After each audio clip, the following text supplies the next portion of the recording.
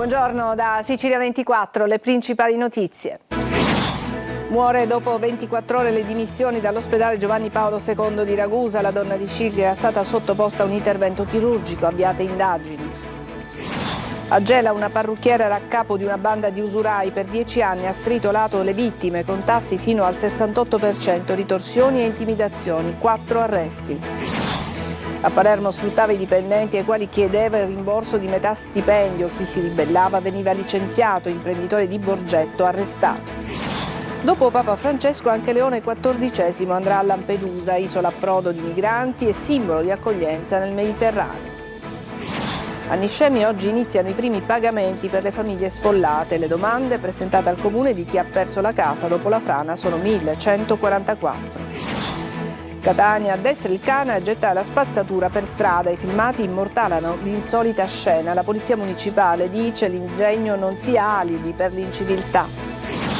Calcio, poker del Catania al Trapani nel recupero della 25esima giornata di campionato. I rossazzurri si portano a meno 5 dalla vetta. Intanto la società di Pelligra diventa proprietaria di Torre del Grifo.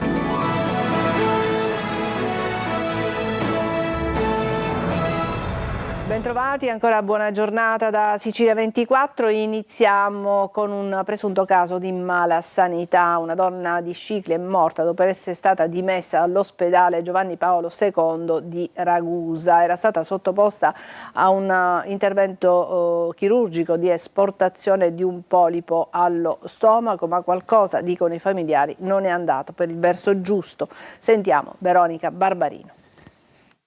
Era stata sottoposta a un intervento per l'asportazione di un polipo allo stomaco nel reparto di chirurgia generale dell'ospedale Giovanni Paolo II di Ragusa. A seguito dell'insorgenza di una perforazione gastrica si era reso necessario nella stessa giornata un secondo intervento chirurgico. Poi la degenza e il ritorno a casa, ma la donna muore a nemmeno 24 ore dalle dimissioni. Accade nel Ragusano, dove una donna di 50 anni al rientro nella sua abitazione di San Pieri è improvvisamente deceduta. Per fare piena luce sull'accaduto, su segnalazione dei familiari sconvolti, i carabinieri del comando provinciale di Ragusa hanno avviato le indagini, acquisendo la cartella clinica, e la direzione sanitaria dell'ASP di Ragusa ha comunicato di aver avviato un'indagine interna. La salma si trova ora all'obitorio di Scicli, a disposizione della procura di Ragusa, che si appresta a disporre l'esame autoptico. Al momento infatti non è ancora chiaro se il decesso sia collegato alla complicanza post-operatoria o ad altri fattori. La donna lascia il marito e 3 figlie. A Gela, a capo di una banda di usurai, c'era una parrucchiera che gestiva oltretutto il suo negozio abusivo in pieno centro. 4 le persone arrestate. Sentiamo Gerry Italia. Una parrucchieria nel cuore di Gela, una innocua attività commerciale, seppur abusiva. Eppure, secondo gli inquirenti, dietro quelle saracinesche si nascondeva un sistema illecito di prestiti a usura attivo da almeno 10 anni. Con questa accusa è stata arrestata Milena Scudera, 41 anni, trasferita nel carcere femminile di Agrigento al termine dell'operazione Fenus, condotta dai carabinieri del reparto territoriale di Gela e coordinata dalla procura. Le indagini, partite dalla denuncia di una delle vittime, hanno permesso di ricostruire un giro di denaro impressionante, tassi di interesse fino al 68% e un meccanismo di recupero crediti fondato su minacce, danneggiamenti e incendi. In caso di ritardi nei pagamenti, la donna avrebbe commissionato ritorsioni a pregiudicati, pagandoli anche 100 euro per ogni singolo atto intimidatorio. Gli investigatori hanno sequestrato oltre 162.000 euro in contanti e un vero e proprio libro mastro, ritenuto la contabilità dell'attività usuraia. Documentati anche 2 gravi episodi, l'incendio di un'auto e quello della saracinesca di un garage.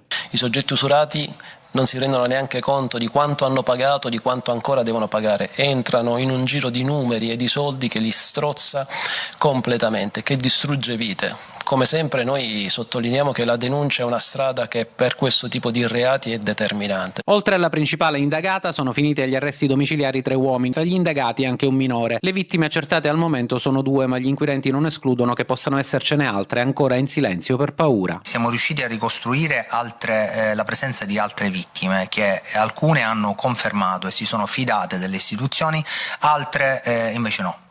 E importante denunciare questi episodi, è importante fidarsi delle istituzioni. Un'indagine complessa durata mesi tra pedinamenti, osservazioni e controlli tecnologici che ha portato alla luce un vero e proprio sistema radicato nel territorio. E adesso a Palermo, dove un imprenditore di Borgetto sfruttava i suoi dipendenti, non concedeva loro ferie, permessi, ma oltretutto chiedeva perfino il rimborso di metà dello stipendio. Marco Gullà.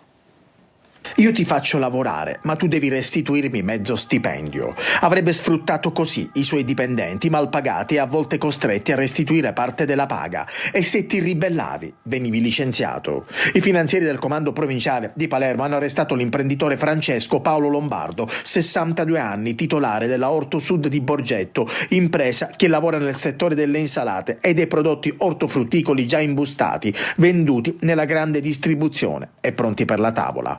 Lombardo è indagato per lo sfruttamento del lavoro ed estorsione. Sotto inchiesta anche un suo stretto collaboratore. Niente ferie, nessun riposo settimanale per circa 20 dipendenti. In molti casi, inoltre, i lavoratori sarebbero stati costretti a prelevare in contanti parte dello stipendio per restituirlo al datore di lavoro. Per quello che percepivano i dipendenti, siamo quindi ai confini della schiavitù e se ti assentavi per malattia o impegni familiari, rischiavi licenziamento. Le indagini dirette dal secondo Dipartimento Tutela Vittime Vulnerabili della Procura di Palermo hanno fatto luce su un sistema di abusi, pratiche e prassi aziendali contrarie alle norme sui rapporti di lavoro subordinato, sfociato in alcuni casi in condizioni di vero e proprio sfruttamento.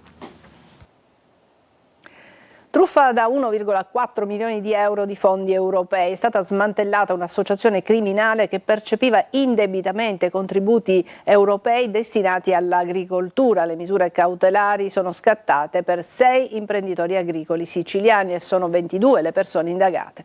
Emanuela Corsi. Avevano messo in piedi un articolato sodalizio criminale per percepire aiuti comunitari riservati al settore agricolo.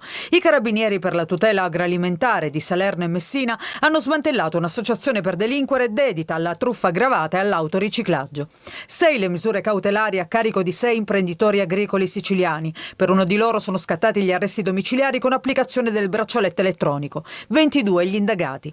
Tra il 2018 e il 2022 il sodalizio ha ottenuto illecitamente fondi FEAGA per un ammontare di oltre 1.400.000 euro, ingannando l'Agenzia per le erogazioni in agricoltura attraverso la creazione di aziende fittizie e l'inserimento nei fascicoli di terreni mai concessi o dichiarati falsamente come usucapiti.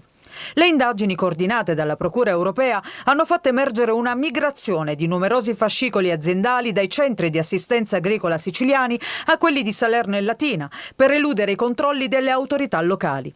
Il gruppo non si limitava soltanto alla percezione indebita degli aiuti, ma schermava i proventi delittuosi trasferendoli tra vari conti societari o reinvestendoli nell'acquisto di beni tramite aste pubbliche. Questo meccanismo di autoriciclaggio era finalizzato a occultare l'origine illecita del denaro sottratto al bilancio dell'Unione Europea. È stato eseguito un sequestro preventivo di beni per oltre 360.000 euro che ha riguardato titoli PAC, conti correnti, 2 terreni in provincia di Messina e 2 appartamenti nel Catanese.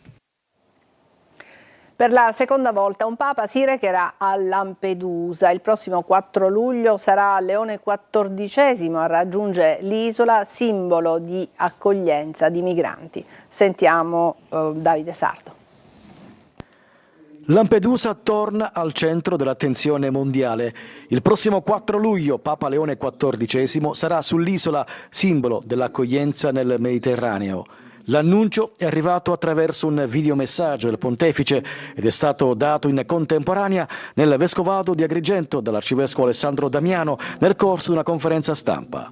Il Papa ha espresso gratitudine alla comunità lampedusana per l'impegno verso i migranti, definendo l'isola porta d'Europa e luogo di riconciliazione. È veramente uno stimolo a saper guardare la storia, questa storia, con gli occhi di Dio e ad ascoltare il grido dei poveri, degli oppressi, con l'orecchio di Dio.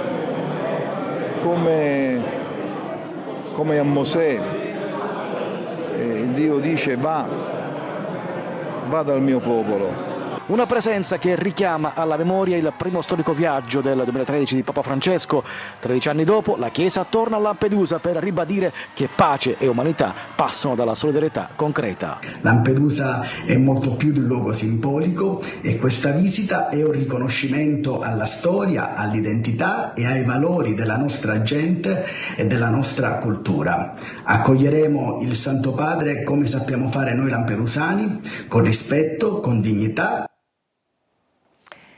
A Niscemi oggi iniziano i primi pagamenti per le famiglie sfollate, ma tra case da trovare, strade interrotte e oltre 1000 richieste di ristoro, la situazione resta complessa e sotto stretta osservazione.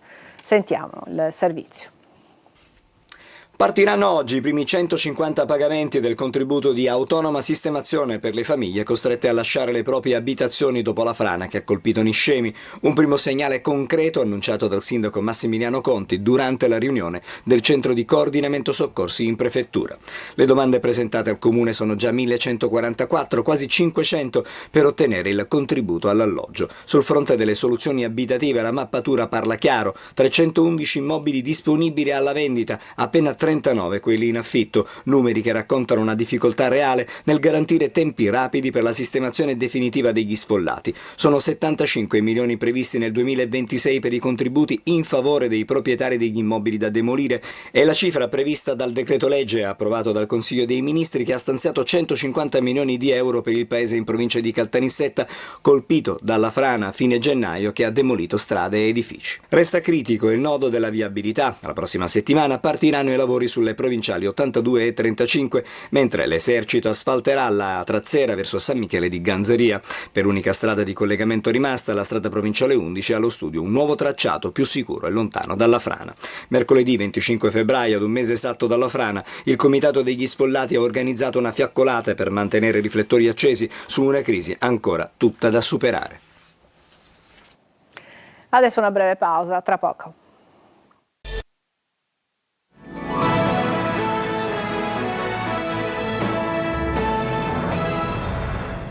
A Catania, nel quartiere San Giorgio, un cane è stato addestrato dal proprietario a gettare l'immondizia per strada, lì dove si è formata una discarica abusiva. Ad immortalare la scena la polizia municipale che da tempo sorveglia questa zona di Catania. Sentiamo Tonino De Mano. Quando la realtà supera la fantasia, oppure quando l'ingegno diventa un modo per violare le regole. Quello che vi mostriamo però è un unicum per la città di Catania, ovvero un cane addestrato per buttare la spazzatura, alimentando l'ennesima discarica abusiva. A scovarlo in via Pulicara, nel rione San Giorgio, sono stati gli agenti del reparto ambientale della polizia municipale che da giorni tenevano d'occhio l'aria. Nei video appare quello che non ti aspetti, nessuna targa da appuntare, nessun cittadino da verbalizzare. Sì, perché, sacchetto in bocca, spunta un cane di media taglia che pian piano si dirige verso gli altri sacchetti di immondizia. Identica scena avviene il giorno dopo, più o meno alla stessa ora. Certo, l'inconsapevole amica a quattro zampe non ha alcuna responsabilità né colpa, se non quella di avere un proprietario pigro e magari furbo capace di addestrarlo a sporcare la città. La notizia del cane sporcaccione, con tanto di video diffusa dai canali social del comune di Catania, ha fatto subito il giro del web. Restiamo a Catania, dove altri episodi di inciviltà si registrano in viale Mario Rapisardi. Vediamo. Divani, frigo, sanitari in disuso, altro che isole ecologiche. A Catania ogni marciapiede è buono per disfarsene e poco importa se in centro o in periferia. Le immagini che vedete arrivano dal trafficato viale Mario Rapisardi, uno degli snodi più importanti della città ed uno dei più bistrattati. Colpa soprattutto di sacche di inciviltà difficili da debellare. Sono tante le segnalazioni alla nostra linea di WhatsApp al numero 342 74 55005 e molte sono concentrate tra viale Mario Rapisardi appunto e via Miraglio Caracciolo. Qui, all'altezza di una fermata dell'autobus, si può notare un'autentica zona comfort con un bel divano in pelle lasciato sul marciapiede. Chi lo ha abbandonato avrà pensato almeno servirà ancora a qualcosa. Così si riposano le persone che prendono l'autobus, hanno il momento per riposarsi. Eppure qua vicino c'è un'isola ecologica. Eh sì, però la pigrizia lei mi insegna che è una brutta bestia. Si stancano, al modo più facile possibile, escono e lo buono. Non penso che siano persone delle altre quartiere. In viale Mario Rapisardi, sempre in prossimità di una fermata AMTS, c'è invece un frigorifero che magari non è comodo come il divano, ma è comunque utile, visto che quest'anziano ha pensato bene di accomodarsi in attesa dell'autobus. Mettere prima un gabinetto con un coperchio completo qui e poi mettere un frigorifero dopo 10 giorni mi sembra una cosa inaudita. È una questione di civiltà, è una lotta, io dico impari. La domanda sorge spontanea. Chi ha buttato il frigo in viale Mario Rapisardi non poteva lasciarlo all'isola ecologica? Già, ma sarebbe stato troppo semplice. Adesso una breve pausa e poi parleremo del calcio Catania. A tra poco.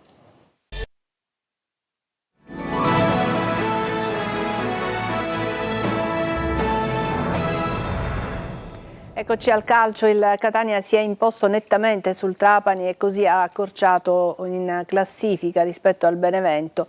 Una serata che è stata ricca di gol e anche di commozione dopo la scomparsa di Orazio Russo. Sentiamo Marco Carli. Catania-Trapani vissuta nel segno di Orazio Russo, prima, durante e dopo la partita. La commozione era palpabile per tutti, la maglia con il numero 7, l'omaggio del Trapani ai figli, gli applausi e alla fine le parole di chi lo ricorda e di chi gli dedica la vittoria. Orazio lo conoscevo molto bene, ci sentivamo spesso, avevamo un bellissimo rapporto costruito dalle tante battaglie in campo. Vogliamo dedicare questa vittoria ad Orazio. Ringraziare anche i tifosi che in questi giorni gli hanno dato il giusto tributo a un ragazzo straordinario. Penso che l'uomo del match è stato Orazio, perché alla fine oggi volevamo regalare almeno una gioia alla città, alla squadra, insomma soprattutto alla famiglia che ha vissuto sicuramente dei giorni difficili.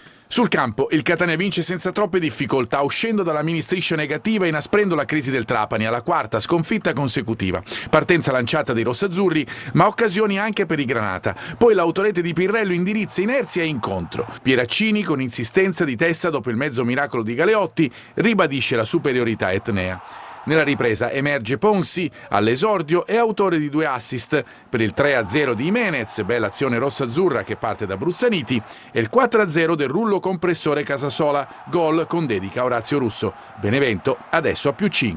Giocavamo solo noi, era una bella opportunità di accorciare, questa vittoria ci permette di raddrizzare un po' il nostro percorso che è ancora lungo.